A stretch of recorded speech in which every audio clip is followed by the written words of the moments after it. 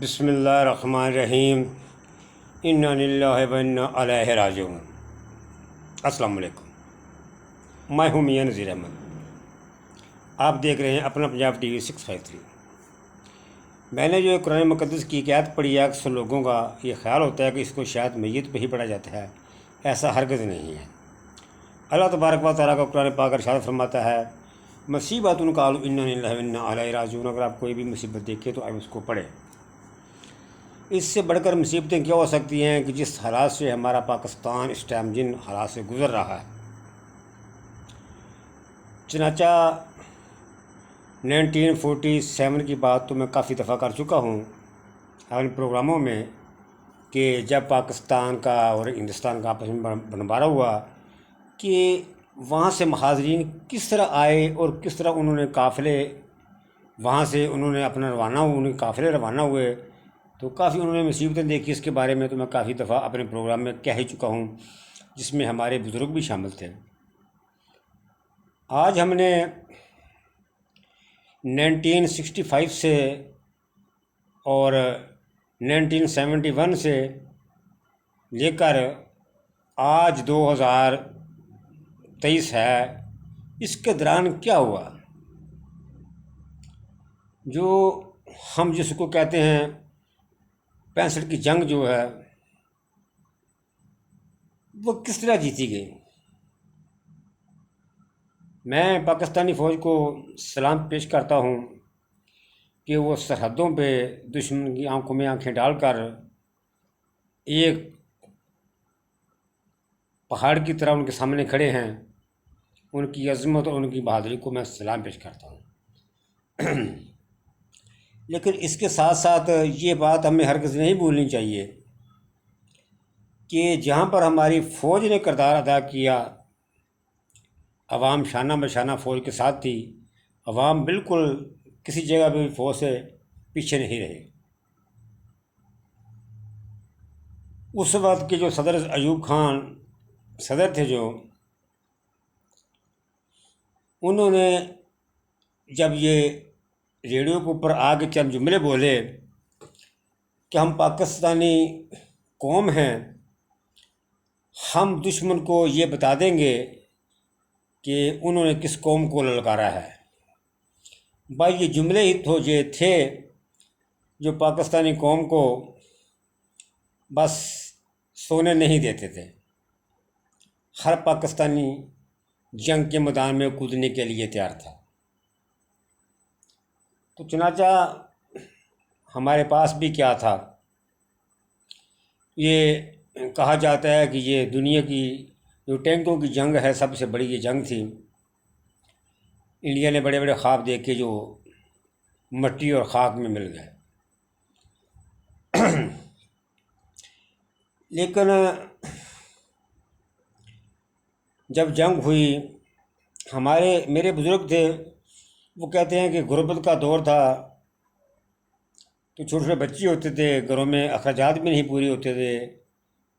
तो 65 की जंग के दौरान ही अंतर हमारे बुज़ुर्ग कहते हैं कि वो साथ में कोई गांव था, वो वहाँ से वो गंदम लेने के लिए जब गए हैं। ये बातें मैं किसी और को नहीं कह रहा, मैं सीधा अपनी आर्मी से मैं बात कर रहा हूँ। मैं किसी और से बात क्यों करूँगा अभी? जब मेरे अपने हैं तो मैं अपनों को ही कहानी सुनाऊँगा ना, अपनों को मैं वाक़या सुनाऊँगा ना, मैं किसी गैरों को क्यों सुनाऊँ? मैं अपनी आर्मी से मुखातिब हूँ। कहते हैं कि हम जब वहाँ से मैं गंदम लेने के लिए चला गया तो 20 किलो उनको वहाँ से गंदम मिली। गंदम लेकर जब वापस वहाँ गांव से बाहर निकले हैं, रास्ते में एक और गांव आता है। कहते हैं वहाँ पर एक फ़ौज की गाड़ी भी खड़ी हुई थी, तो काफ़ी लोग इकट्ठे थे, हजूम था, जंग के दौरान की बात है। तो लोग उसी जुमले को दोहरा रहे थे कि हम दुश्मन को बता देंगे हमने किस कौम से टक्कर ली है। तो फ़ौज की मदद के लिए वहाँ पे कोई औरतें जो हैं, कोई अपने कानों की बाली निकाल के दे रही है, कोई कुछ कर रहे हैं, कुछ कर रहे हैं। हमारे बुज़ुर्ग कहते हैं कि मेरे पास जो 20 किलो वो गंदम थी, मैंने वहाँ पे दे दी। जब घर में आया तो बच्चे फिर भूख के लिए रो रहे हैं, परेशान हैं। घरवाली को बताया, अल्लाह की बंदी, हमारे बच्चे तो भूख से रो रो के सो जाएंगे, लेकिन वो जवान जो वहाँ पे लड़ रहे हैं उनका क्या बनेगा। सोचो यार, कुछ शर्म करो कुछ। पाकिस्तानी कौम के साथ क्या कर रहे हो। पाकिस्तानी कौम आपके साथ क्या करती रही है, आप क्या कर रहे हैं।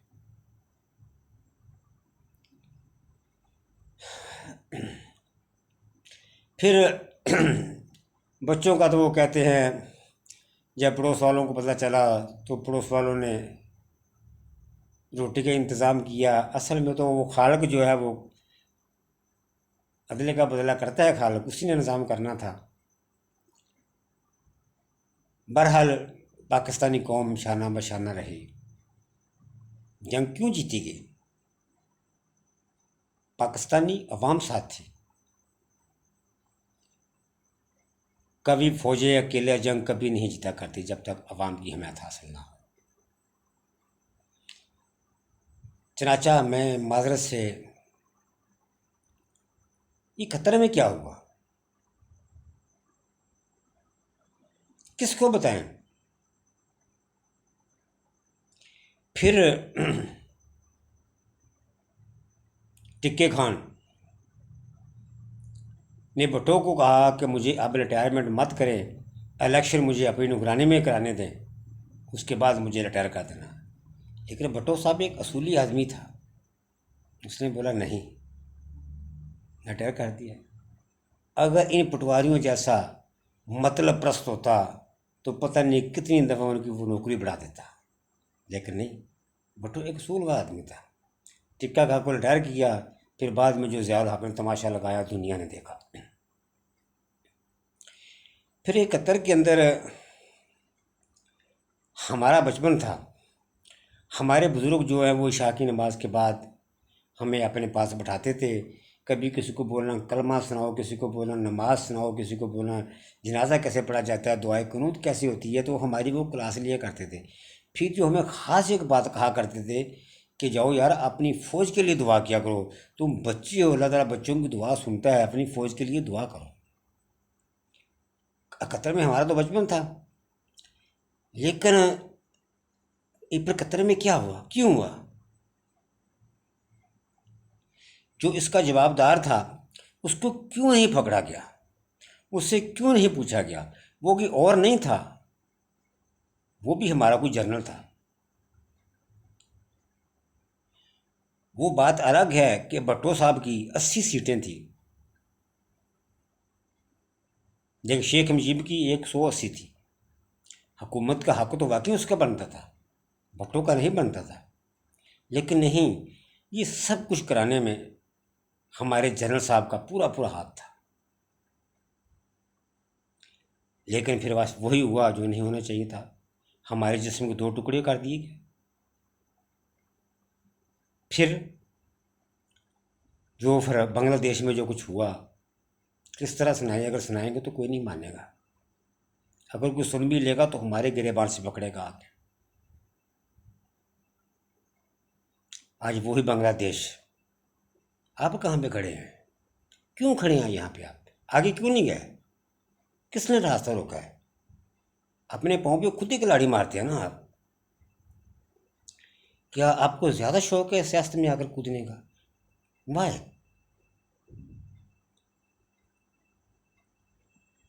चनाचा बुजुर्ग कहा करते तो फौज के लिए दुआ करो, हम दुआ किया करते थे। लेकिन अब क्यों नहीं? अब वो ही हाथ उठा कर बददुआएं क्यों करते हैं इनके लिए? वाय, क्यों तब्दीली आई? जो हाथ इनके लिए दुआएं करते थे, अब वही हाथ इनके लिए बददुआएं क्यों करते हैं?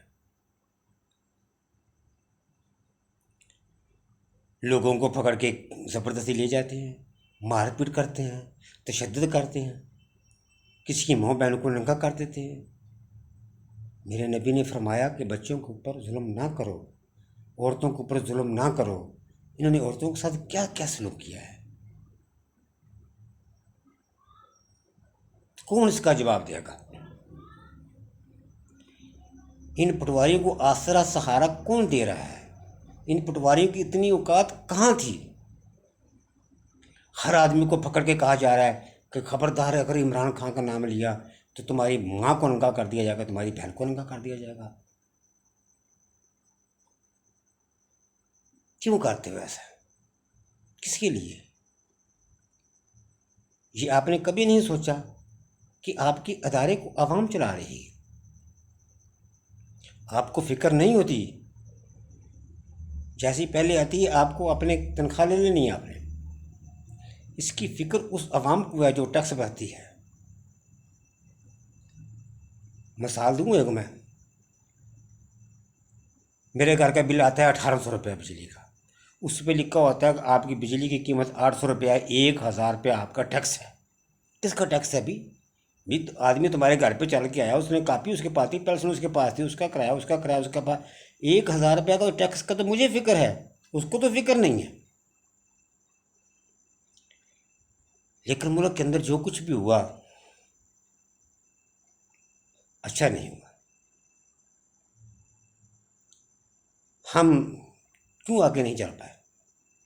फिर अगर किसी को कहा जाता है भी किसी जनरल का भी इस्तेमाल होना चाहिए, जजों का भी होना चाहिए, क्यों नहीं होना चाहिए? ये क्या इस मानव से अलग टपके हुए लोग हैं? हज़रत उमर रज़ियल्लाहु ताला अपने आप को जब कटारे में खड़ा कर सकते हैं तो ये क्या चीज़ है, ये क्यों नहीं कर सकते? इसमें क्या बुराई है? मैं अपनी तरफ से सिर्फ एक ही बात मैं कहता हूँ, सिर्फ आप अभी मौजूदा दौर में सिर्फ बाजवे का आप इस्तेमाल कर लें, बाकी सब कुछ छोड़ दें। क्यों नहीं? लेकिन नहीं, जब इन मोहतरमों को अगर कहीं बात की जाए तो ये मोहतरम कहते हैं जी तो हमारे ख़िलाफ़ मारेंगे, पकड़ के गिरबान से पकड़ेंगे। मेरे भाई, मेरे में इतनी हिम्मत नहीं है। आपके जो इतने इतने बड़े जो आपने बूट पहने हुए हैं ना, ये मैं एक भी बर्दाश्त नहीं कर सकता। ना मैं कोई थप्पड़ बर्दाश्त कर सकता, ना तशद्दुद भी मैं नहीं बर्दाश्त कर सकता। लेकिन मैं तो मिन्नती से आपको, मैं कोई बदमाशी नहीं आपको दिखा रहा, मैं तो मिन्नती से आपको कह रहा हूँ, हम वहीं के वहीं क्यों खड़े हैं? हम आगे क्यों नहीं गए? फिर कहतर का दौर था, टीवी हमारा जो था पीटीवी, अगर सुबह वो 10 बजे खुला है तो रात को 10 बजे थक के वो सो जाता था। फिर वही खबर नशर होती थी जो ताकतवर अदारे कहते थे और सीधी सादी आवाम होती थी। रेडियो का दौर होता था, अगर किसी जर्नल ने कह दिया फलाना गद्दार, आवाम भी कहती थी हाँ जी ठीक है गद्दार है वो भी। लेकिन अब बच्चे बच्चे की जेब के अंदर मोबाइल है, मीडिया का दौर, सोशल मीडिया का, कंप्यूटर का दौर। 4 साल का बच्चा है, वो आपको आपके मोबाइल को ऐसे घुमा देगा, आप देखते रह जाएंगे। लेकिन आप अब अगर आप कुछ छुपाना भी चाहें तो अपने ही छुपा सकते हैं। फिर कार्यकाल के ऊपर क्या हुआ? क्यों आवाम को नहीं बताया गया? लेकिन अगर आपने आवाम से छुपाया, लेकिन आवाम को खबर होगी जो भी कुछ हुआ, लेकिन उसका तस्करा कैसे करें? मोहतरम, ये जो कुछ भी हो रहा है ये मुल्क के लिए बेहतर नहीं हो रहा है। मैं तो ये ईमान रखता हूँ, मुझे और किसी का इल्म नहीं, मुझे तो इतना पता है, मेरे अल्लाह ताला का कुरान फरमाता है इन्नल्लाह अला कुल्लि शैइन हसीब, फरमाता है कि मैं ज़रा ज़रा का हिसाब लेने वाला हूँ। हमारी इतनी औकात नहीं कि हम हिसाब दे सकें। नाज़रीन, प्रोग्राम काफ़ी लंबा हो जाता है। अल्लाह की कसम में अंदर से ज़रूर होता है ये कर क्या रहे हैं, ये हमसे क्या चाहते हैं? ये हमारे बच्चों को, बुज़ुर्गों को, बेबस लोगों को क्यों जुल्म करते हैं? उनको भाई क्यों पकड़ के तशद्दुद करते हैं? पटवारियों, एक बात कान खोल कर सुन लो, तुम जितना भी तुम लोगों के ऊपर जुल्म करते हो ना, जैसे ये बाहर आएंगे तो तुम्हारे मुंह के ऊपर थूकेंगे भी और डंके की चोट के ऊपर आगे ये इमरान खान को वोट देंगे। दोस्तों, मैं कुछ और नहीं कहना चाहता हूँ। किसको सुनाएं? ये क्या समझते हैं हम अकेले लड़ते हैं? बिल्कुल गलत है, ये अकेले नहीं लड़ते। 1965 की जंग के अंदर देहात के रहने वाले लोगों ने अपनी अपनी टांगें निकाल के रखी हुई थी लड़ने के लिए। उन गरीबों का जज्बा था। फिर लोगों ने, हमारे बुजुर्ग कहते हैं कि लोग ढूंढते थे साइकिल, लोगों के पास भी कम होते थे। कहते हैं लोग कहाँ कहाँ से ढूंढ के लाते थे, जो टूप होती है साइकिल के अंदर, उस टूप को काट कर, कहते हैं वो गलेल बनाते थे, बड़ी बड़ी गलेलें बना के पत्थर इकट्ठे किए हुए थे। जब यहाँ से इंडिया का जहाज़ गुजरेगा हम उसको मारेंगे। उनके जज्बे देखो। उन गरीबों को क्या पता इंडिया का कौन सा जहाज़ है। लेकिन यार आप क्या कर रहे हो यार?